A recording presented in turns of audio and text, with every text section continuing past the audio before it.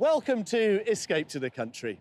Now, it's said that amongst these beautiful ruins is buried the heart of one of Scotland's most celebrated heroes. But who was he, and why was his heart buried here? Well, join me in just a moment, and I'll tell you.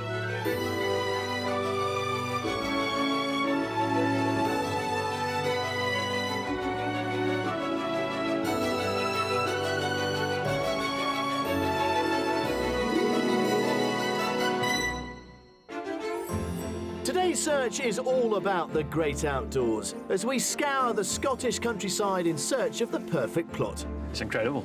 It's an absolutely stunning view. It's amazing. And along the way, we find some pretty impressive properties too.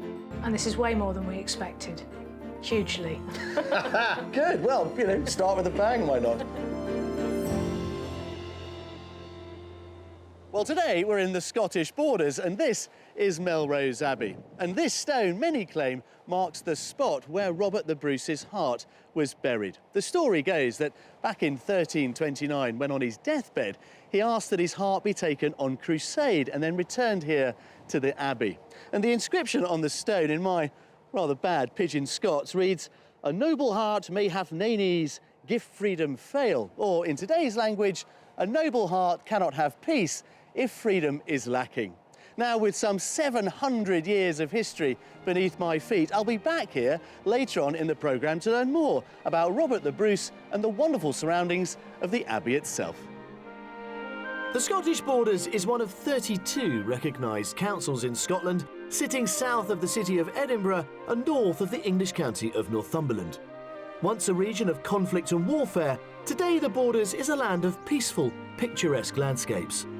Running 97 miles across the region to its mouth at Berwick-upon-Tweed, the River Tweed ranks as one of the top salmon fishing rivers in the world, attracting visitors from far and wide. Crossing the river near Melrose is the prominent Leaderfoot Viaduct, recognisable for its striking height of 125 feet and its 19 arches, each spanning 43 feet.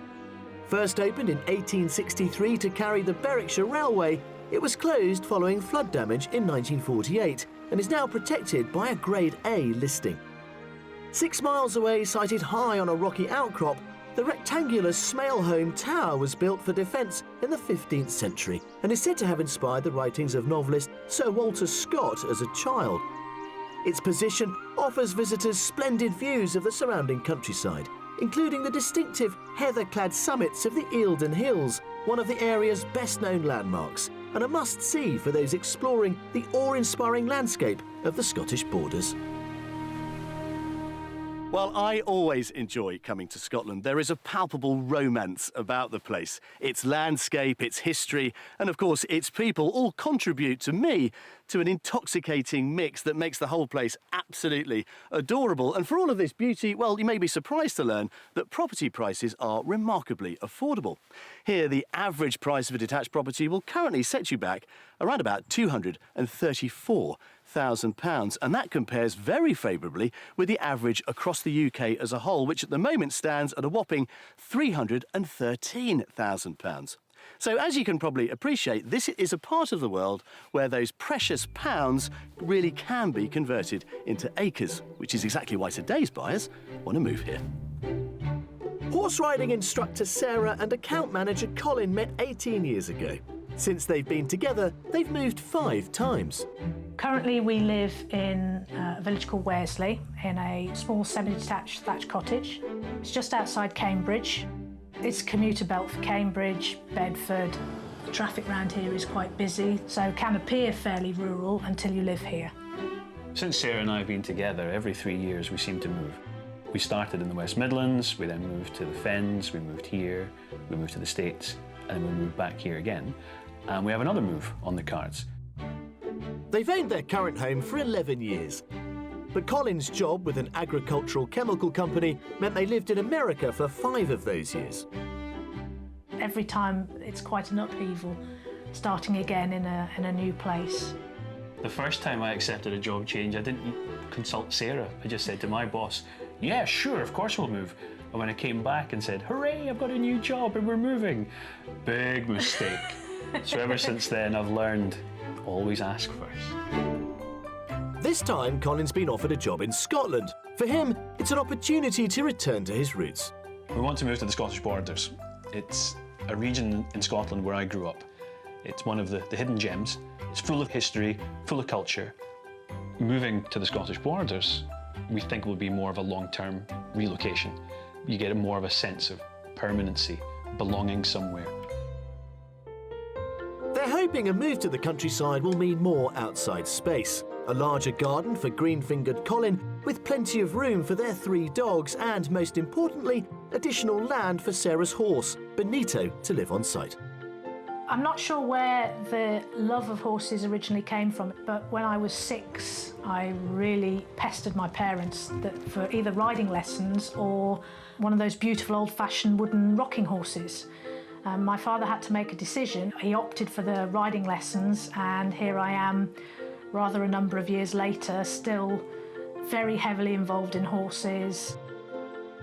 Colin's also keen to make time for hobbies, something his normally hectic work schedule doesn't allow. If you go into the garage, you're going to see I've got a whole set of golf clubs, 2 bicycles. Upstairs, I've got a set of bagpipes. I never really get a chance to use any of them, but moving up to the Borders, I think will give me a chance to get the golf clubs out, get the dust off of them. The bagpipes, I don't know, but... and I'm not very good, but who can tell? As Colin has to travel for work, he'd like to be within an hour's drive of Edinburgh Airport. Sarah's priority is to have her horse on site, so she's flexible on location. I'm keen to get started, but first I need to know what kind of property they're looking for.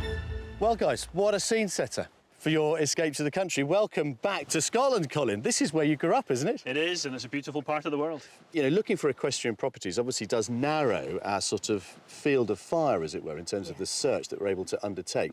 But by the sounds of it, you are more than happy to think about constructing your own stables and training areas and all the rest of it. Yes, happy to do that. And if it means that the right property is available and we just have to add those to make it perfect, then we'll do that. From your experience, how many acres would really work for you? Ideally, sort of about 5 acres, definitely not less than 3. So give us an idea then, Sarah, of what this new house needs to have. Well, ideally we want a minimum of 2 bedrooms, as long as we also have a study. If there isn't a study, then it would have to be 3 bedrooms. Yeah. It's really important. I've lived in houses before where I've worked from home, in small rooms. I'm looking forward to somewhere which is a little bit more functional in terms of a proper office. And what about style? Are you looking for something that's traditionally Scottish, maybe something that harks back to your roots, Colin, or are you up for a more modern affair? It doesn't matter. No. We can always make things the way that we want them to be. I'm not so bothered about the interior of the house, because for me it's outside, it's land, there's space for the dogs to run. As long as it's functional for us, that's what matters. In terms of your sort of future work prospects, are you thinking about working from home as well, creating an equestrian business, or still going out to work for other people? I would like to, long-term, develop something at home, ideally something along the glamping lines. I've stayed at other people's places where you can take your horse, take your dogs, and it seems, particularly in an area like this, is so beautiful. It'd be a wonderful place for people to be able to do that. Now, in terms of budget, how much are you proposing to spend on this, Colin? Up to about 450,000, with everything already ready to go. Well, I think for £450,000, you've definitely come to the right part of the world. As you know, the Borders, beautiful as they are not the most expensive bit of the country. So I'm pretty optimistic about what we can find you. So, yeah, I think this could go rather well. Let's go and see what we can find you. For their £450,000 budget here in the Borders, Colin and Sarah need a 2-bedroom house with a study. They're open-minded about the style of the property, but what they can't compromise on is the outside space for Sarah's horse. They need between 3 and 5 acres, preferably with existing equestrian facilities. Now, we found Colin and Sarah 3 potential properties, different in style, but all in equally lovely country settings. At each one, I'll ask them to guess the price before I reveal it, and on our final visit, they'll find out there's more to our mystery house than meets the eye. Can you ride, Colin? Not at all, no. I have put him on a horse before now. I mean, if anybody can teach him, surely you can. Yes. Would you take it up? No, I have had a go, but it was a painful experience.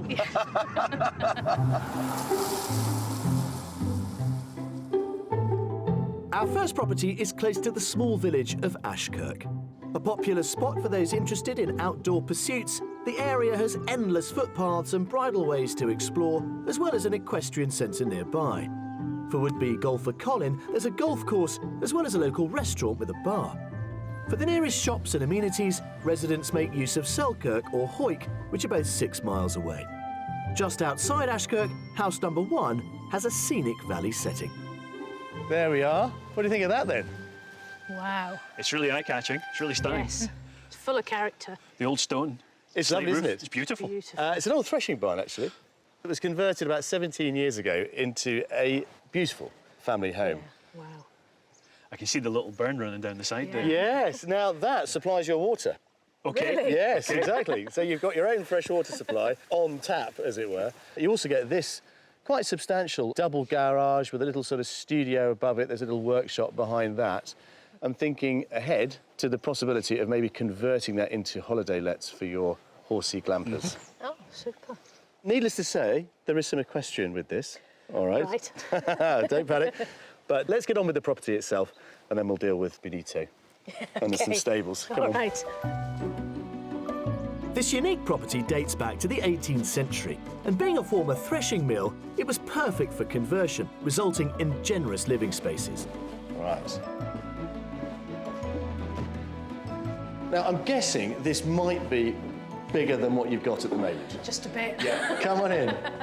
And I'm thinking it's brilliant for your 3 dogs. They would love it in here. Yes. I'm loving the beams as well. I mean, we have beams in our cottage at the moment, and they're beautiful, but these are a lot higher up than... Well, this is the joy of converting a building like this. Threshing barns had to contain a lot of gear and had to have a lot of space. So you end up with a beautiful historic box, effectively, and you can create these beautiful proportions, and they have done that throughout. Wouldn't have to change anything. It's all done. Ready to go? Yeah. Yeah. Perfect.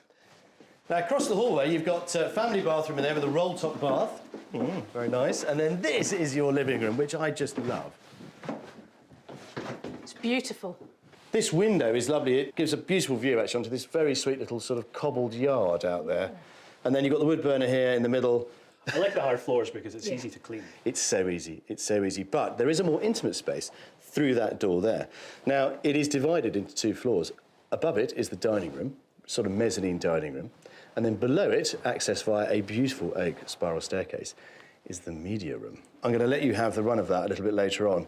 As a place to work from home, I've not seen better. It's really, really, really good. Great. Somewhere for all my books. Well, you could have a floor each. You could have a study each, linked via the spiral staircase. I mean, you know, that's the joy of it. So with warm reactions to downstairs, it's time to go upstairs. Here, they'll be pleased to find 3 double guest rooms, all of them with more of those high beam ceilings they loved, and a shower room, and of course the master with an ensuite. And then this is yours. Oh, wow. Again, I know. huge room. When you said we wanted 2 bedrooms, I thought, well, it's a bit on the cheap side, you know, so we've got you 4, of course. And this is way more than we expected. Hugely. Good, well, you know, start with a bang, why not? The other thing it has is this. Come and have a look out here. This rather sweet sort of Juliet balcony, which, to be honest with you, gives you as good a view as you're going to need of the garden. It's not just the garden, it's the view out over the hill. It's just beautiful. Yeah. So I think, you know, we're all agreed that, well, as you said yourselves, I mean, this property so far has offered you more than you were ever expecting. Hugely so. I'm amazed at what you found. Now then, acres-wise, you said minimum, was it 3? Minimum 3. Ideally, 5. it's got 5. And some stables. Come with me. Outside, the large lawn garden provides plenty of space for the dogs with a patio area to the back of the kitchen. There's also garage space for 3 cars with a workshop attached and a room on the first floor. The equestrian facilities are on a separate nearby plot, but are included with the property. So just a short wander from the house. What's it taken us? A minute? Not even that. Look, you've got an outdoor school with an all-weather surface on it. Got these 3 loose boxes with a hay barn as well. But you get this paddock, and then here are your 5 acres. That runs up along that fence line and back around to the outdoor school. That's fantastic. It's just what we wanted. The only thing I can find to pick fault with is the fact that the house is not immediately adjacent to the land, but there may be some advantage in keeping it a little bit separate. If that's the length of my commute, I think I can cope with that. Yeah, and what a place to commute in. Any ideas what this one's on the market for? You're going to go first? Well, this is really tricky. It's a guess, complete guess. 425. I'm going to go a little bit higher than you. I think it's going to be 435. I think the house is fantastic. This is on at £450,000. But, of course, it is an asking price. Happy? Very. Yeah. Right then, off you go. Go and explore the house. Thank you. Come and have a wander around here later if you want to. Well, I am absolutely delighted. This is the perfect package for, I think, the perfect couple. It's all of their budget, but my goodness me, it's all of their future too. Bang on budget, this spacious converted threshing mill has twice the number of bedrooms Colin and Sarah wanted, some great options for the study, and it comes with 5 acres of land, including stables and an outdoor arena. Fantastic room. It's wonderful. My office room. Really? I think so. It's far away from the kitchen, so there's no background noise. I can get in and out to those windows without disturbing anybody. I think it's mine. The surroundings to this property are stunning. The views out over the hills, all the area that I can go and ride through are just beautiful. This is a place we could easily live.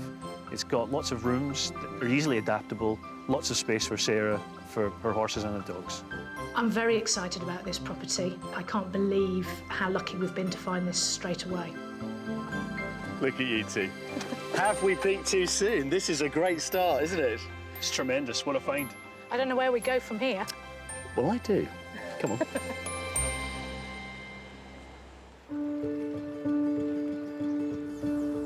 Just an hour's drive south of Edinburgh, set in an area of outstanding natural beauty, is the borders town of Peebles, recently awarded top independent retailing town in Scotland for its variety of shops and unspoilt character.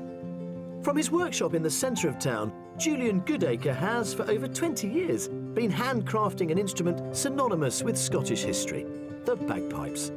So we've sent keen piper Colin and Sarah along to meet him.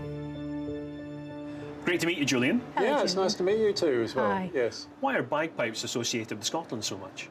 I think it's to do with the army, the British Army, and putting pipers together. Piping before that was a solo art throughout Europe. Actually, Scotland was one of the last countries in Britain to get the bagpipes. Although the first examples of bagpipes are thought to date back to before medieval times, it wasn't until the 1700s that they became linked with Scotland. Follow me. Julian is completely self-taught. From his workshop, he makes around 8 types of pipe, from Cornish double pipes to Highland pipes, and the border pipe, which he's making today. So I've already reamed the inside of this, and now what I have to do is turn the outside to very, very accurate. It has to be exactly the same dimensions. So why are you doing this? Everything on the chanter has to be absolutely accurate, and the finger holes have to be in exactly the right position. This is all for musical reasons, because if I made it thicker, it would sound flat, and if I made it thinner, it would sound sharp. So it's critical, this bit of, it's almost like engineering in wood. Julian sources most of his wood from Leicestershire, where he grew up. He mainly uses wood from fruit trees such as cherry, apple and plum, but this border pipe is made from yew. So you source all the wood yourself, but do you do any other parts of making the bagpipes? Oh, yes, I do. Yes, I sew up the bags by hand, and I make the reeds out of plastic yogurt pots. I like to do everything myself. Clearly, Colin's come to the right place to get some expert advice. So Julian, these are my small pipes that I purchased over the internet, and I noticed there's a number of differences between mine and yours. Right, so this is a set of border pipes. A basic difference is this is an indoor instrument, this is an outdoor instrument. And you would have been, if you'd lived in Peebles several hundred years ago, or any border town, you would have been woken up by the town piper playing something like this, and also in the evening told to go to bed. I'll give it a blast.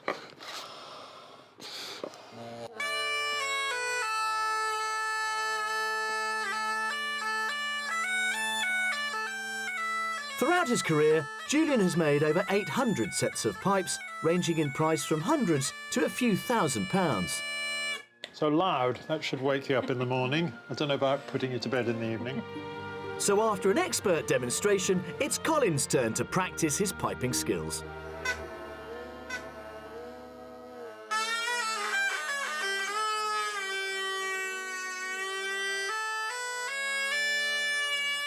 Julian has a waiting list of over a year, so if Colin would like a new set of pipes, he'd better get his order in. It takes a lot more air, doesn't it?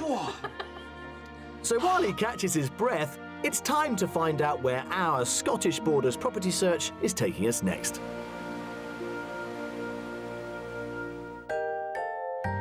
We're heading towards the coast to the hamlet of Auchencrow. The area boasts some of the most traffic-free roads in Scotland. The quiet hamlet is made up of around 20 properties and a well-regarded pub and restaurant. The nearest shops are a 5-minute drive away in Reston, and it's less than 15 minutes to the coast.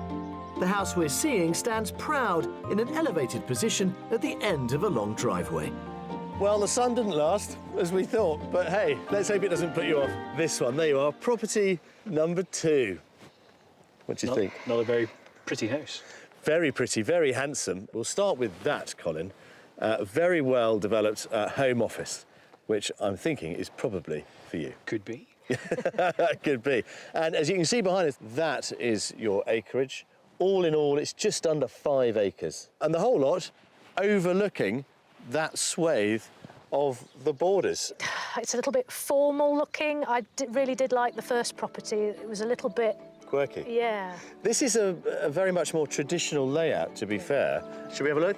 Yes. Come on. This Georgian farmhouse has a Scottish Grade C listing and was renovated in the late 80s, but has retained many of its period features. Right, let's start in here then. I think you get the idea that this is a much more traditional kind of setup. But is it for you? Is it for Colin? I really like this. Yeah, look, you see, don't be so surprised. I like the big windows, the light and bright, they let all the light in. I suppose the obvious thing with this one is that it was always designed to be a home. Mm-hmm. And the nice thing about it is that it retains many of those original fixtures and fittings that were put in. I just find it a little, it just feels average. Oh. Not special. That's interesting. That's not how I would have described it, and probably not how you would have described it. It's not jumping out at me just yet. Right then, let's see if it can give you a fright. Come with me. After her positive response to the character of our last property, I thought Sarah would love this. What about this then? This is better. Ah, you see? Yes. I'm not a big fan of the ceiling. No, I don't like the ceiling, but you can take that off. Sure. I like the window there because you can look out right across the field. Yes. Yeah. That's a beautiful view out there. And of course, as you go upstairs, the views get better. Look at it. The needle of like is It's nudging coming. upwards, isn't it? Yeah, good. Come with me. Next door is the kitchen, with a separate utility room. I suspect I know what you're going to say about this one, Sarah. Colin, what is Sarah going to say about it? I've never been right when it comes to guessing what Sarah's going to say. But I would take a guess and say the size. The obvious thing about size and space, I suppose, is that you could, if you were really adventurous, open up that wall and do something quite funky with it. Mm-hmm. You've also got a utility room next door. Yeah. And also a sauna.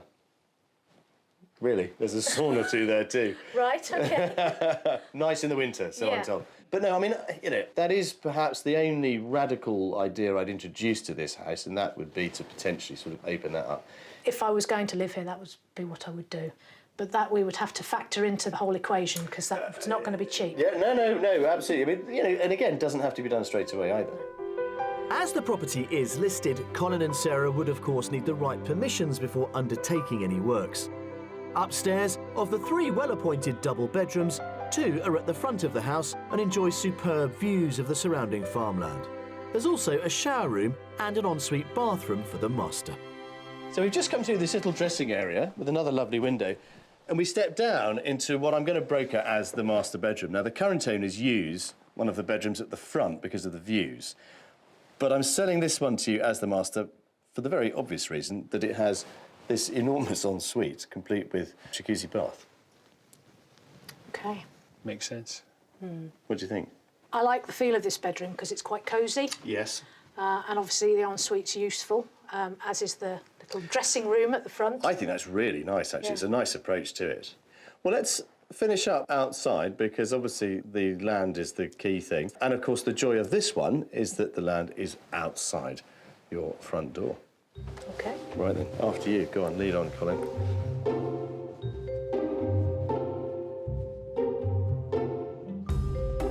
Outside, the current owners have created some really useful spaces in the wraparound gardens. There's a seating area to the front, making the most of the views.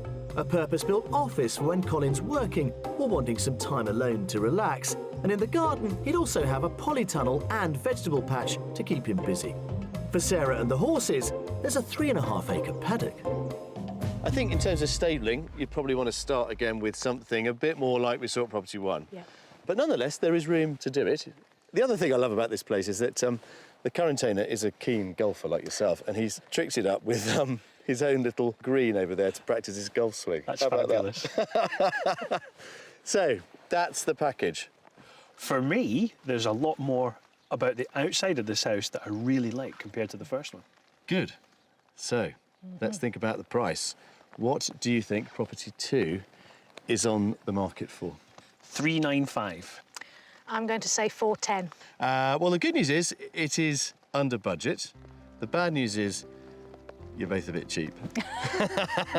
This is on the market for offers in excess of 425.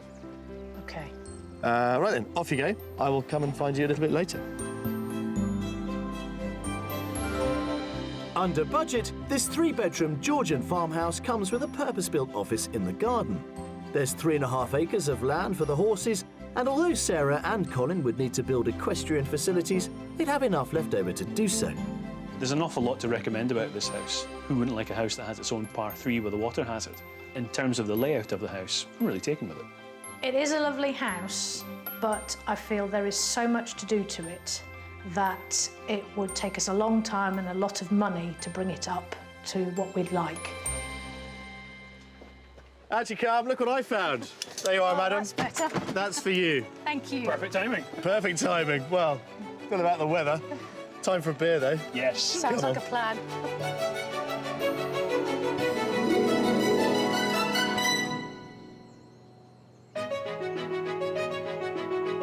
Sarah and Colin are selling their cottage in Cambridgeshire and embarking on a new life in the Scottish borders where Colin grew up. For their £450,000 budget, they're looking for a property on a rural plot with enough space for them, their 3 dogs and Sarah's horse Benito. But coming up, could the mystery house be the dark horse of our search? Oh, fantastic. What else could you need? There's everything here. And I return to the ruins of what was once considered one of Scotland's most beautiful buildings. I mean, the workmanship is second to none. There's barely a paper's width between these joints. Extraordinary, yes. Well, as we head into our final day of house hunting here in Scotland with Colin and Sarah, it's clear that our final offering has got some competition in terms of their reaction to property number 1. Now, of course, their whole move is based upon not just their need for a new home, but also the need for land upon which Sarah can create her prospective equestrian business. But is it possible to have too much of a good thing? Well, that is the question our mystery house is going to pose them.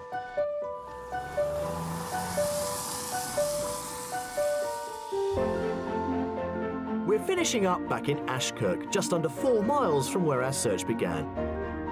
The nearby town of Selkirk has a selection of shops and places to eat and is famed for its traditional Selkirk bannock fruitcake, still made in bakeries across the borders. In its centre stands a statue of Scottish author and poet Sir Walter Scott, who served as the county's sheriff from 1800 until his death in 1832. Just over 10 minutes in the car takes us to our mystery house, set in the beautiful Borders countryside. Right then, the wait is over. Here it is, our mystery house. It's a big house. It is a big house. It's also pretty much brand new. It's not yet 10 years old. A new build. It's a new build. Indeed it is. However, this search is, of course, predicated upon your need for land for your horses. This has 5 acres. It also has a beautiful outdoor school over there with stabling. Oh, wow. It also has a bit of woodland. That's a bit of it that you can see there. The rest of it stretches for some 30 acres behind it. Fantastic. Oh, my goodness. And beyond it, there's another 10 acres of paddock. Incredible.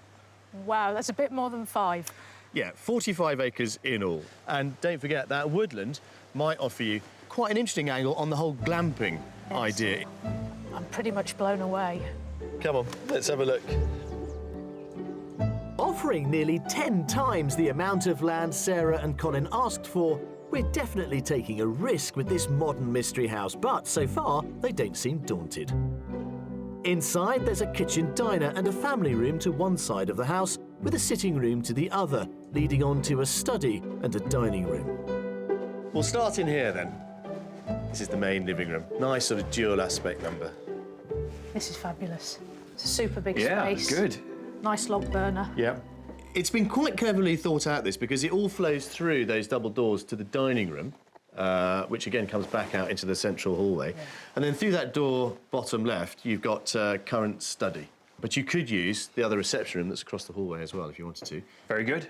The flow through from the lounge through to the dining room's really good when you're entertaining, so Yeah. it's fantastic. Absolutely. And that overlooks the more modestly sized back garden when you've finished walking around your 45 acres out the front.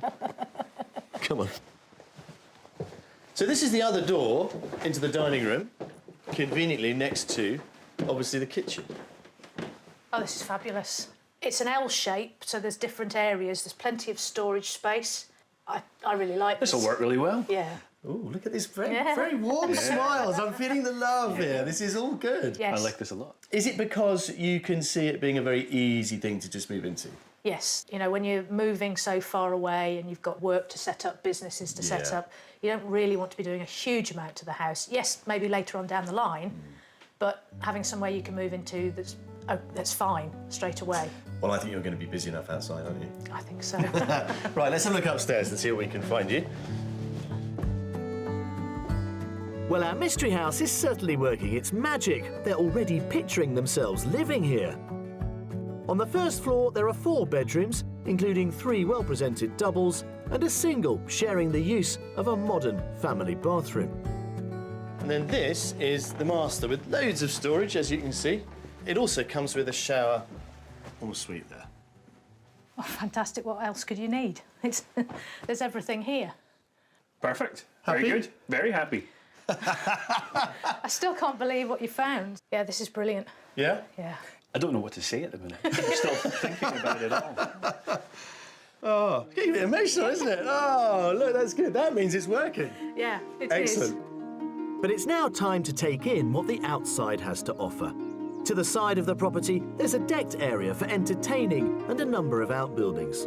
There are some lovely landscape gardens surrounding it, but I want to show them the extent of the land. Well, this point will give us a glimpse of just some of these 45 acres. This slot here, this paddock with the ponies in it and the horses, just setting the scene for you, goes right down to that little copse of new conifers at the bottom, and then away off beyond the trees to reveal the other 10 acres of paddock, and the whole thing, of course, encompassing the 30-odd acres of woodland. It's incredible. It's an absolutely stunning view. It's amazing. I don't know what to say. Really don't. Should we talk about the price then? We can. It's our final guess of the week Yeah. for, I think we'll all agree, a pretty substantial property. I would say this is over budget. I would say around 475. 475. Sarah? I'm going to be a little more optimistic and hope 465. It's on the market for offers in excess of £450,000. You're joking. I'll get my checkbook. I can't believe that it's that price for all this land. And the house, And not the forget. Good. Right, we'll go and have an explore. Check out the outdoor school, the stabling, of course, for Benito. Off you go. Take your time.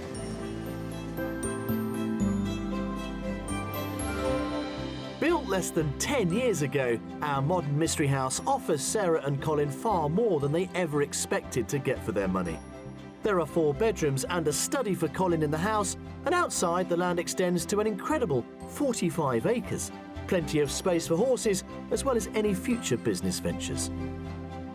Well, there's just the one stable at the moment, but that's OK for Benito to start off with. But there's so much possibility here for how we could redesign it. I agree. It's brilliant. Of the 3 properties we've seen, it's got more facilities already in place. The house is fantastic. It's got the woods, which is something I'm really interested in. I love house number 1, but I think this is really special. I could see myself living here tomorrow. Happy? Very happy. I am delighted, because now is the time when you get to consider all that we have shown you. And I hope come up with a decision for the future. Come on, cup of tea time.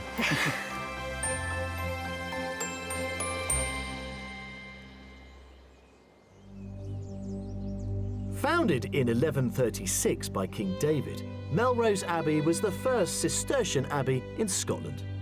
Its proximity to the English border meant that it was frequently attacked by invading English armies. In 1322, Edward II burnt it down, and it was rebuilt a few years later by King Robert the Bruce, only to be destroyed again by Richard II's army in 1385. I've come to meet historian Adrian Cox to explore the surviving 15th century remains. Adrian, the surroundings are absolutely magnificent. But an area that's been so troubled over the centuries with war and conflict, you wonder how it survived. It has, as you say, right on the border. It was a target straight away for attacks for any invading army.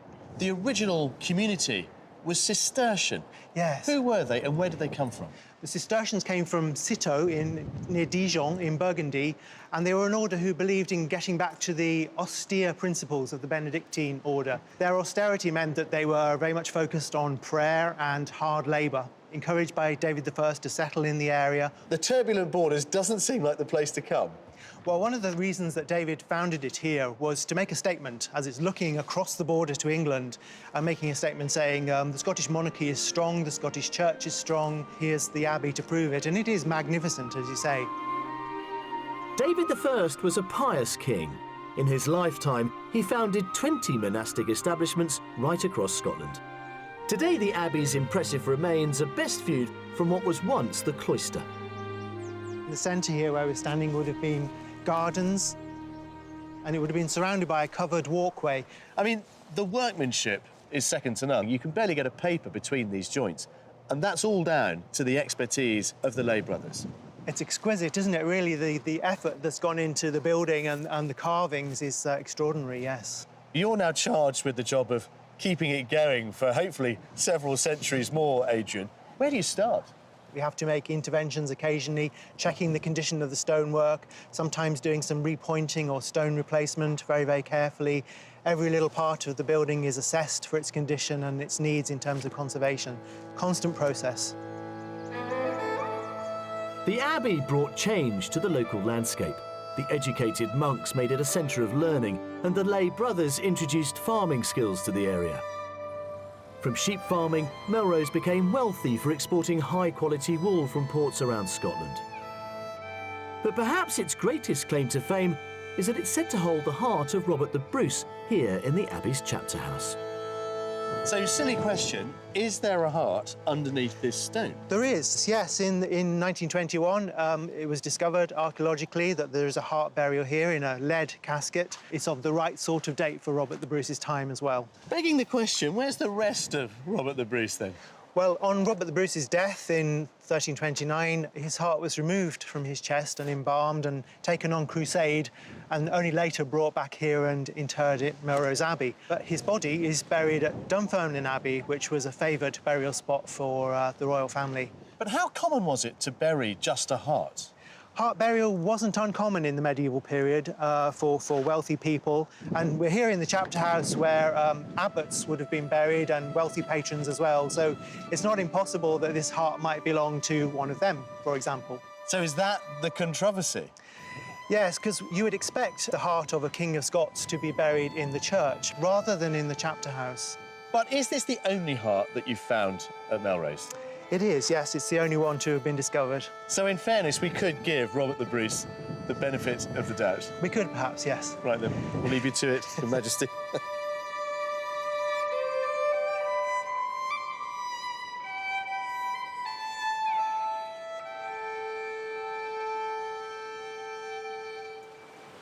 Well, it is now, of course, decision time for Colin and for Sarah. Now, this week, I think we've given them 3 really strong options, but my sense is that it has now come down to a choice of simply 2. But, of course, they can buy only 1. So what's the answer going to be? Well, let's go and ask them. Well, Colin, Sarah, a chance for you to move back home, Colin, a chance for you to hopefully realise your hopes of an equestrian business in the Borders. Are we any nearer to finding you a solution? I think we've got 2 fairly strong options at the moment, but I think we have a lot of talking to do. A lot. Property 1 is a neater package. It would be easier just to jump straight in, but it doesn't offer the long-term opportunities that the Mystery House does. In the long term, I think the mystery property is the more scope for our projects. So I think we can all agree 2 very interesting options, but the burning question is, what happens next? We're really going to have to do a lot of thinking about this. It was good to see 1 property that matched what we wanted. Amazing to see 2, both of which were... We didn't think you would find properties like that. Have we given you too much to think about? Yes, I think so. We're going to have an interesting drive back south. Well, guys, it's been a great deal of fun this week. I'm delighted we've been able to find you not 1, but 2 really exciting options. But we look forward to hearing how you get on in due course. Best of luck. Thank you. It's been a pleasure. Thank you very much. Well, you may recall that I said when we started this show that I've always had a certain romance for Scotland, and that's a view that hasn't changed this week. The rather warm and shared sense of purpose that Colin and Sarah have brought to this search has been palpable. They came up here looking for a home in which they could horse around on the Borders, and hopefully, well, that's exactly what we've been able to find them. Now, they may, at this point, be feeling slightly spoilt for choice, but I think they're a couple worth spoiling. I'll see you next time. If you'd like to escape to the country in Scotland, Wales, England or Northern Ireland and need our help, you can apply online at bbc.co.uk/beonashow.